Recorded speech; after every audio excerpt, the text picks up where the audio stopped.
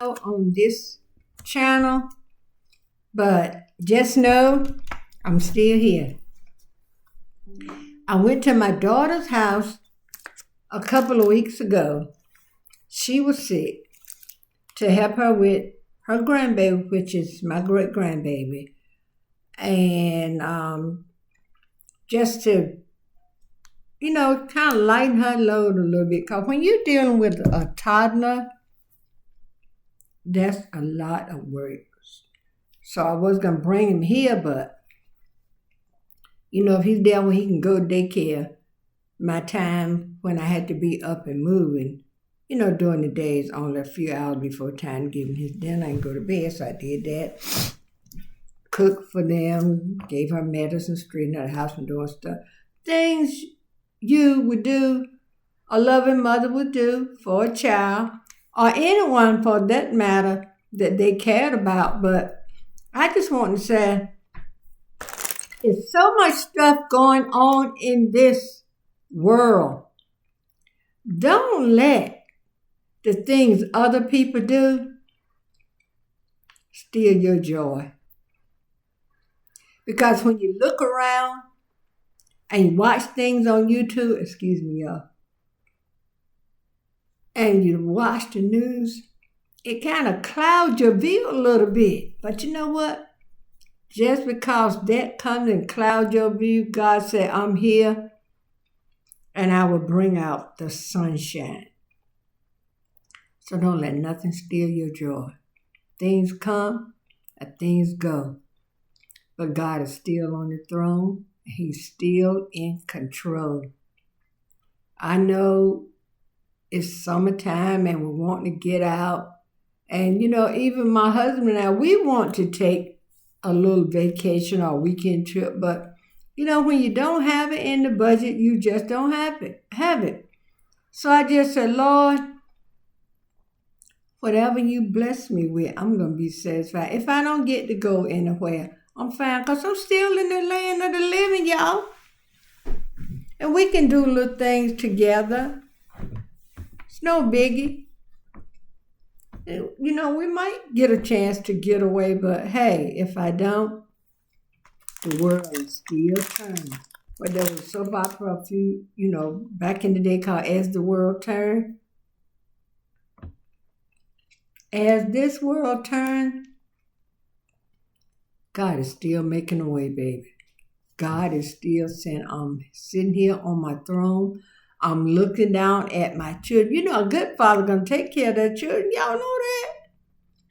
Because, my earthly father, God rest his soul, he was one of the loving, nurturing, kindest man I ever, and no, he was not a punk.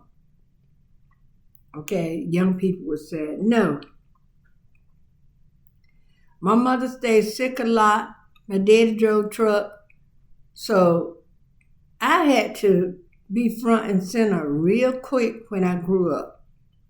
There was time when I was like 13, 14 years old. I had to miss days out of school because mom was sick and daddy was on the truck and there was no one else. My grandmother would come over. She would get my grandpa to bring her over. And she had a house full of different children over there, so she would come over and help. But most of the time, then when my brothers and sisters, before they went to school, I had to prepare our lunch. All of us carried a little brown bag, because back then there wasn't free lunch. And I don't know what grade I was in when they started giving the free milk. They would stand in line and go around and give you the milk. Here we go again, y'all. I'm so sorry, y'all. When I get recording a video, my body just wants to yawn. But then, after I would see them off to school, I had to prepare breakfast for my mom. If I had any younger siblings there, I had to prepare breakfast for them, get them doing stuff so I can make sure mom had her medicine or whatever. And then lunchtime, I would do the same thing if we had, sometimes, let's face it, back in the day, you ate what was there. And I'm going to tell you one of the things my mom loved to eat. like in the evening, like 12, 1 o'clock, she always kept real big sweet potato. She wanted a baked sweet potato, split it open, put some butter and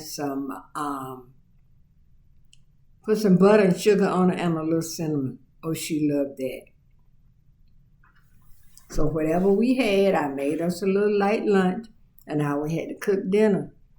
When my youngest sister, I'm 14 years older than my youngest sister.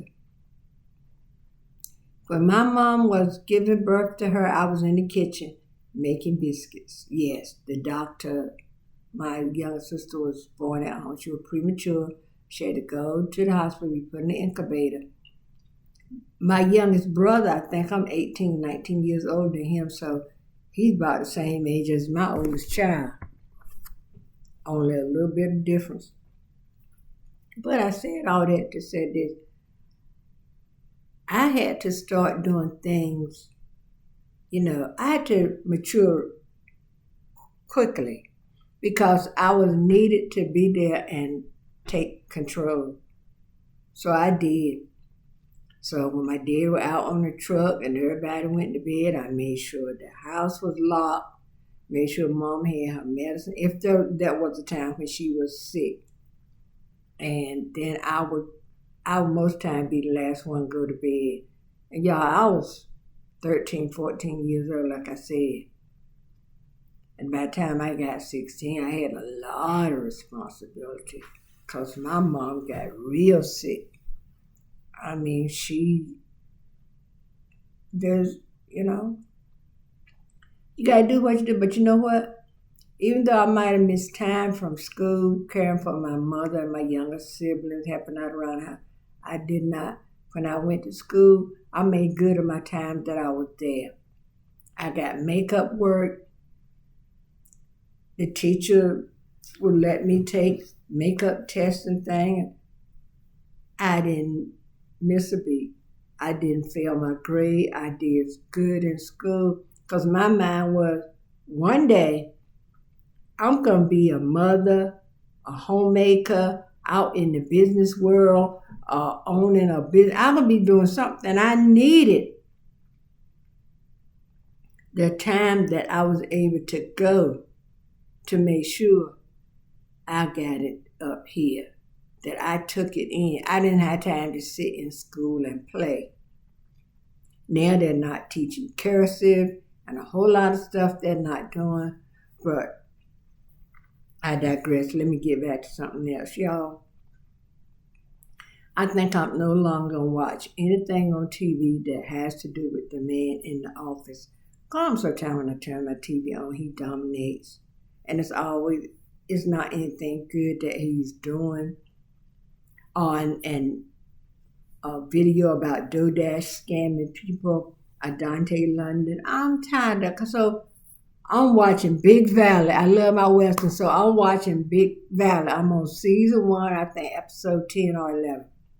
Okay? So we've already watched Gunsmoke. And we start on the Rifleman. So the next is maybe Laramie or Bonanza or something. But anyway, I hope everyone is having a beautiful Sunday. And we had Dress Down Day at church. August and February youth month at our church. So we dress down. I either wear jeans and a t-shirt. And our women department, third Sunday, our color is black and purple. So I wore some black pants, this purple t-shirt. I wore these earrings that had purple. You can't half see it, but it's like a lavender. So I hope everybody's having a beautiful day. Like I said, happy Sunday. And it's going to be a good day. Because it's how you look at it. Somebody, if you're sitting around and not doing nothing, just watching a little bit of nostalgia TV, you might say, oh, you ain't doing nothing. You a drag. If that's what I like to do, hey, I'm going to do it. It don't take a lot to make me happy, y'all. I'm just happy sitting to watch those Westerns. I used to watch with my parents or my grandpa So now me and my husband watching together. I asked one or two of my grandchildren when they were here, you want to watch a Western with me? No.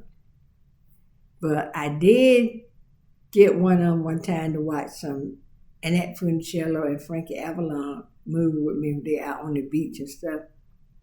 But now that girl and my other little granddaughter that was with them, they watched a little bit. But one of the main one that watched it with me, she is 17 now.